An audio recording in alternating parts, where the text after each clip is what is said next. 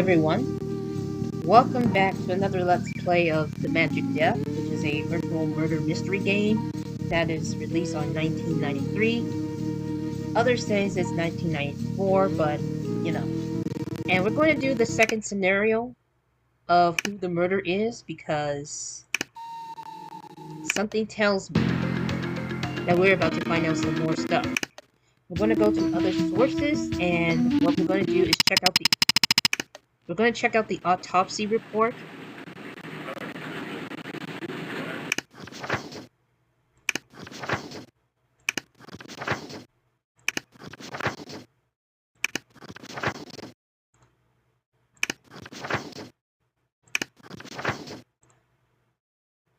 And apparently, we all know she died from some sort of type of poisoning. And we're going to check out these symbols. The one that was like in the carpet and stuff. It's definitely this symbol, who I remember.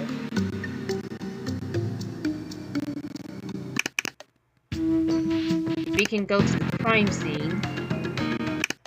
If we go to the crime scene, this is the symbol that I was talking about.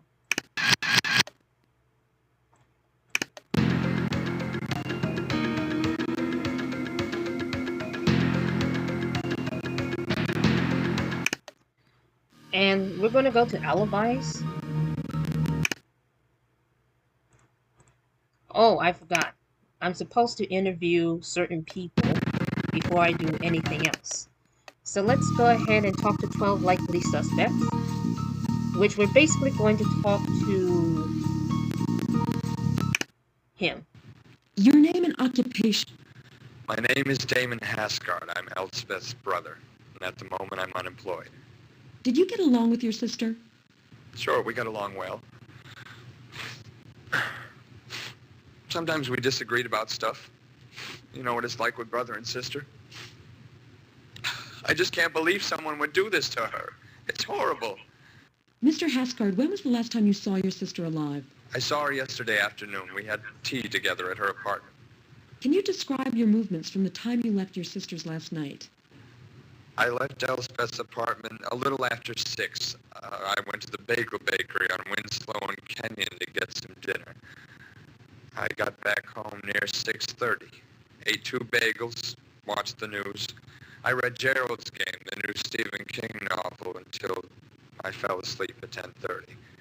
I always go to sleep early. My roommate was home, he'll tell you. Do you have any idea who might want to kill her? She did say she hadn't been getting along with Mark LeMay, her boyfriend. She said he'd been bugging her lately. Bugging her? She didn't elaborate. My sister was a very private person. She didn't go into personal details, even with me.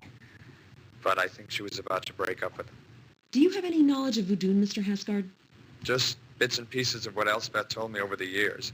It's polytheistic, a serious religion. The roots of voodoo can be traced to the religious and social practices of West Africa. That's where most Haitian slaves came from. Thank you for your help. If you think of anything else, please let us know. Of course I will.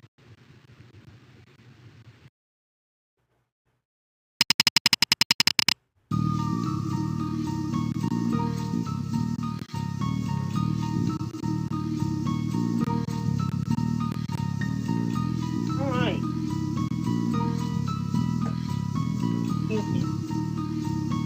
So this is Damon, who is technically the brother of Elspeth. And now let's talk to this guy. Your name and relationship to the deceased. Paul Budnick. I was a student in Elspeth's undergraduate seminar. You found the victim's body? Yeah. I came by this morning to meet about a midterm exam. I knocked on the door, but no one answered. I must have leaned on it or something, because the door swung wide open. I walked in, and there she was.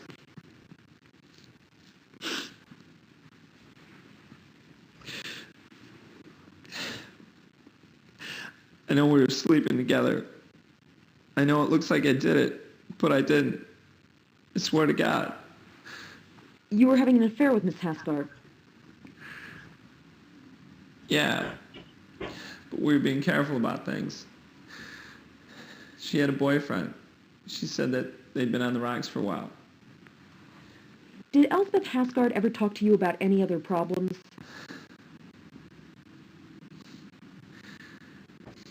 Yeah.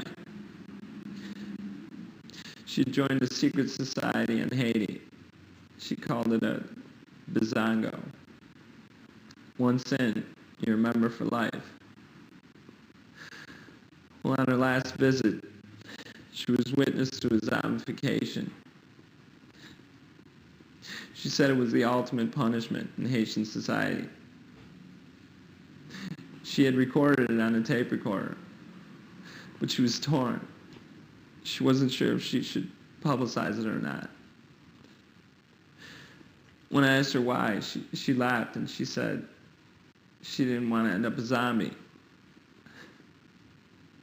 But I got the impression she wasn't joking. When was the last time you saw Elspeth Hasgard alive?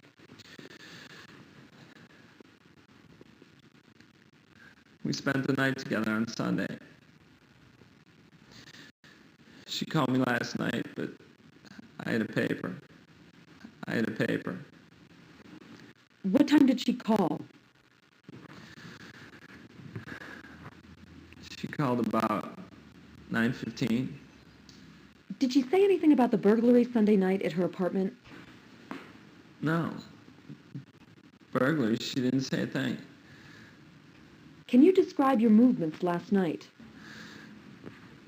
Yeah, like I said, I was in writing a paper. I live in an apartment on Pinecrest Ave with 3 other people. I was up until 1 or so writing. One of my roommates was woken up by the printer, so there's someone to verify it. Thank you for your time, Mr. Budnick. This has been very helpful. Do I need a lawyer or something? Not yet.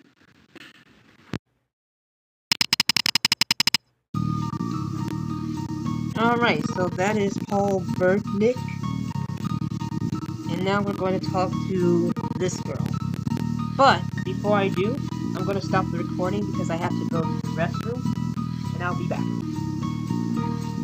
Okay, I'm back. Now let's talk to this person.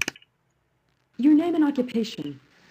Alyssa Palmer. I'm a doctoral student in the anthropology department, and I know I'm a suspect in the murder of Elspeth Hasgard, so let's not beat around the bush. I didn't kill her, but I'm happy to tell you anything I can that you might want to know. Were you friends with the victim? No, Elspeth didn't have any friends. She was too competitive. We were just civil to each other. You know, I paid my rent on time, asked after her work when she asked after mine. That was it.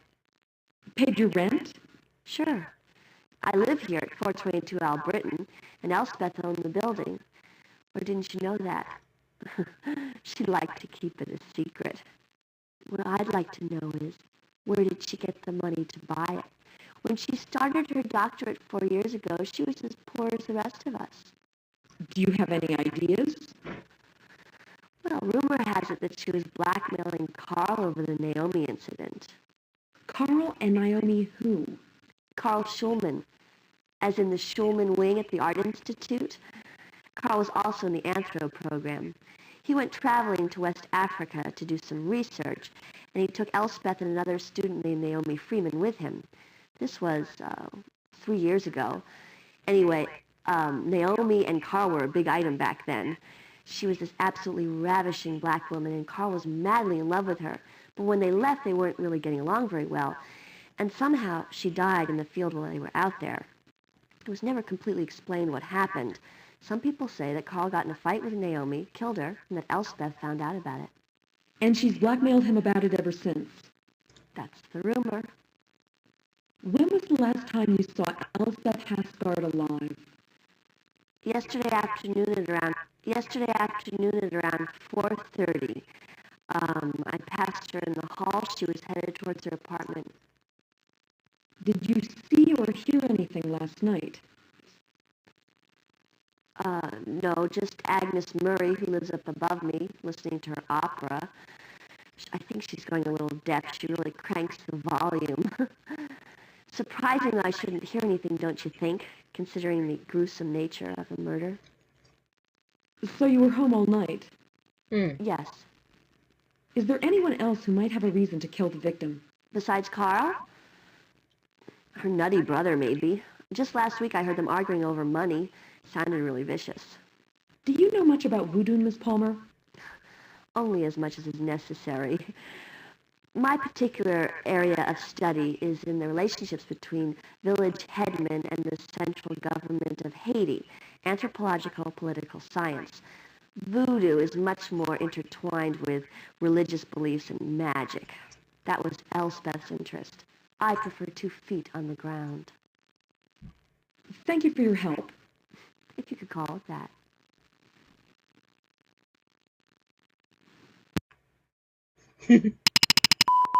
Just a reminder from the chief. You've got 5 big ones left. I appreciate that. Okay, so the next thing that we need to do is to go to other sources, go to her desk, and there's one thing that we haven't done is the auto tapes. Detective, this section of Miss Hasgard's desk contained a number of audio tapes that she used for making notes for her seminar class. Most of them have no relevance to the investigation whatsoever, but there is one interesting tape that I thought you might like to hear. Notes for class on Thursday, October 15th. Today's class is focused on recent changes in theory on the mothering practices of prehistoric man in the region that today is Eastern Europe. Based on findings... Uh-oh. Shoot.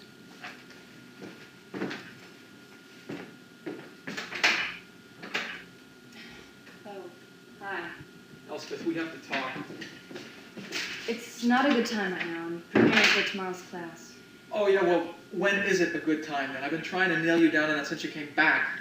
Little Miss Emotional Avoidance. I don't have to take that from you. Oh, you don't? How about taking this? Mark, cut it out. Get out of here before I call the cops. Mark, stop! Kill you!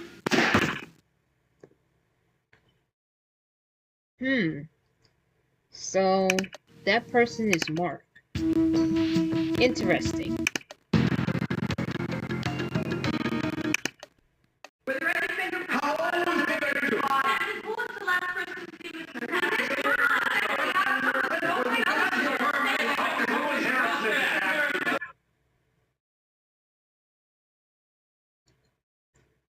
Yes, we're done for now.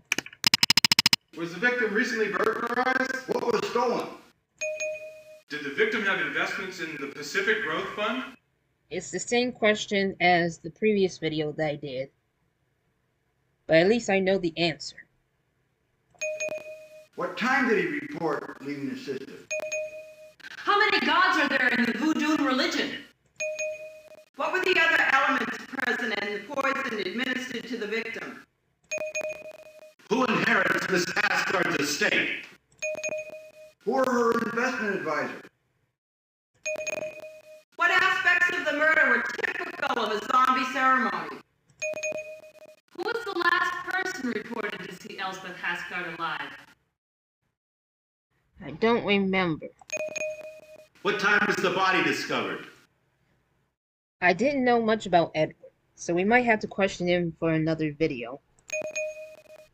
Great job with the press, Detective. You really let them know who's boss. Now you can conduct in-depth interviews with up to 3 suspects, or go straight to making your warrant application. Whatever happens, good luck.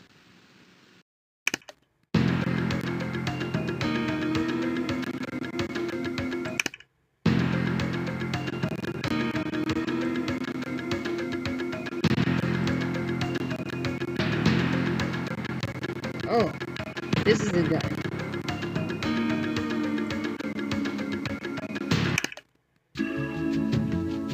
Now we could talk to these suspects, but I'm gonna talk mainly to this girl. No, like I said, we didn't say much to each other. Why? Did she have an enemy in Haiti, too?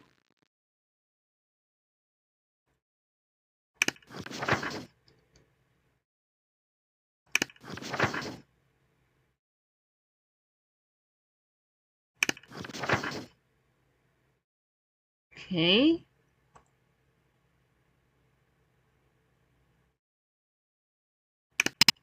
Yes, I called because a student in my anthropology seminar wanted to change her schedule around. I called Elspeth to see if it was okay. She didn't seem too happy to hear from me. Why didn't you mention it in your first interview? It slipped my mind.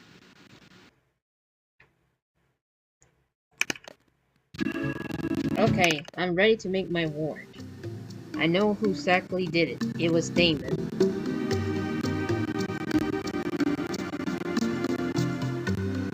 And it may have something to do with this. Confirmed incidental suspect was home at the time of the murder. And it has something to do with money. And I know about these two. Okay, so before I do anything, gotta make sure that there's sound involved. And if we go to here, we have some notes, and that's basically due to talking to suspects. And trust me, this is like, this is something you gotta keep an eye on for some reason. We got the case of this lady right here. We can't click on it. If we go to autopsy, it will tells us everything. Then let's see. I think that's it. But let's enter the application to see if this is accurate. If this is accurate.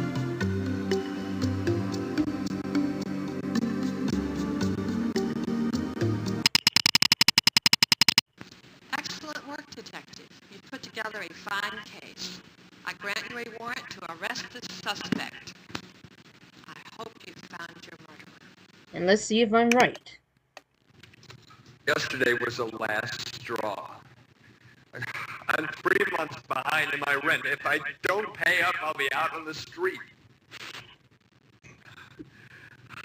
I literally begged her for the money. But she said it would be a good lesson for me.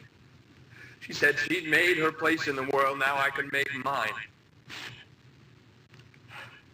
I couldn't believe she could be so cold. I'm her only living relative. Is that any way to treat family? You asked if I knew anything about voodoo. I didn't until recently. I thought maybe if I learned something, if I showed an interest in her work, Elspeth might soften up. About that time, I picked up a glass bottle filled with brownish powder on her desk. She literally screamed at me to put it down. And I noticed that she wouldn't touch it with her bare hands.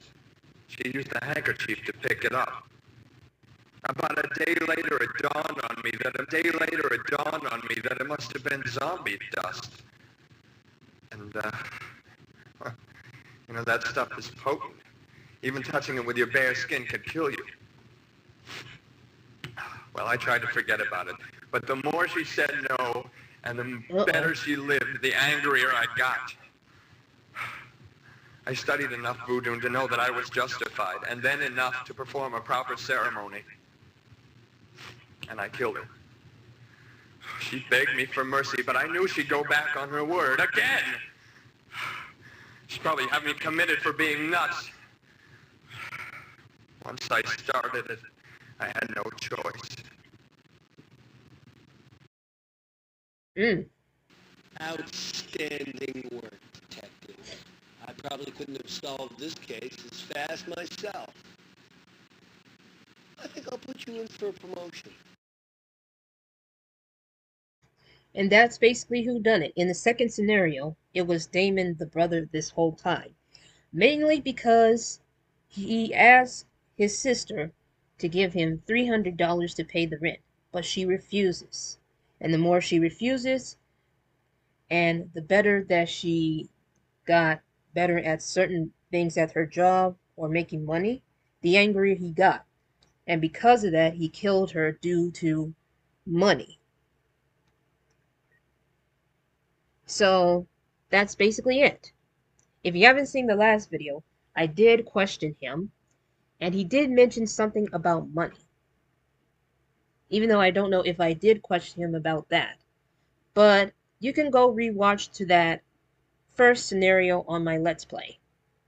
But anyways, that is it for today's part of this LP. Stay tuned for the third and final one, because we're going to reach to the third and final scenario.